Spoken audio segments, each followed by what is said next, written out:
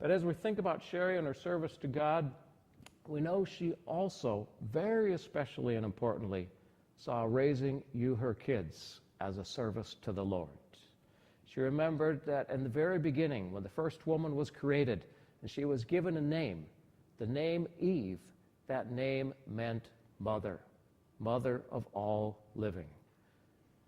Sherry saw in the role of mother a God-given calling, a calling to serve God by caring for children, by raising children, by teaching children.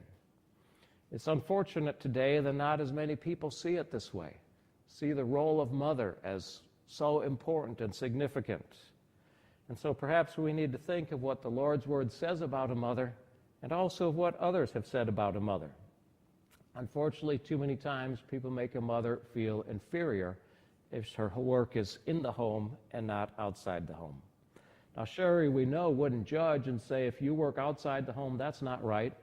But she probably also would be the first to say it's not right to judge and say, if you work inside the home, caring for your children, that's not right. Well, there was a woman who was the wife of a well-known Christian theologian and pastor. Some of you might know him, a man by the name of Anthony Campolo. And Anthony happened to be on the faculty of the University of Pennsylvania. And so as he was taking his wife to various social events and the other faculty would bring their spouses, they would often ask his wife what she did and would make her feel inferior because she was a homemaker. She was staying at home raising her children.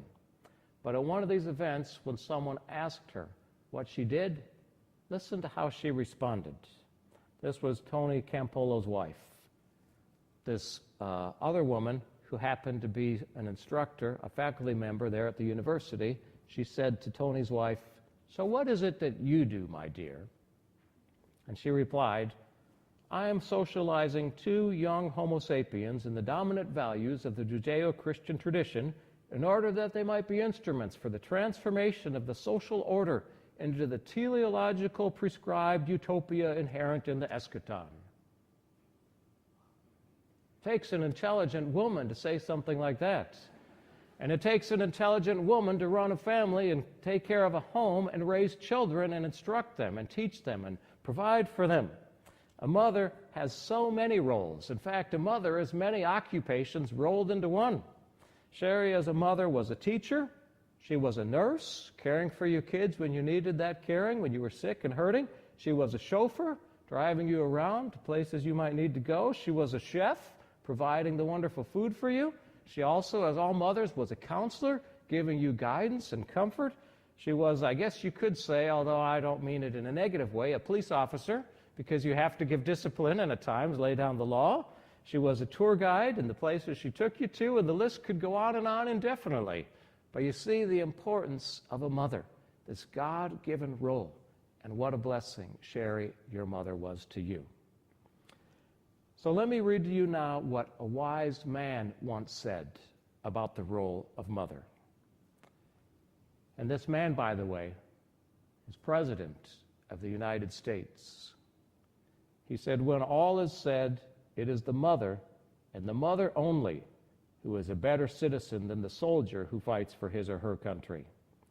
The successful mother, the mother who does her part in rearing and training aright the boys and girls who are to be the men and women of the next generation, is of greater use to the community and occupies, if she would only realize it, a more honorable as well as a more important position than any man in it. The mother is the one supreme asset of the national life. She is more important by far than the successful governmental leader, business person, artist, or scientist." Now, as I said, that was the President of the United States. I won't tell you which one. You can have some fun trying to figure out, but I will tell you that president was also well known as a historian, a great author, I believe wrote more books than any other president, and also was well versed in the sciences and practiced various science practices as well.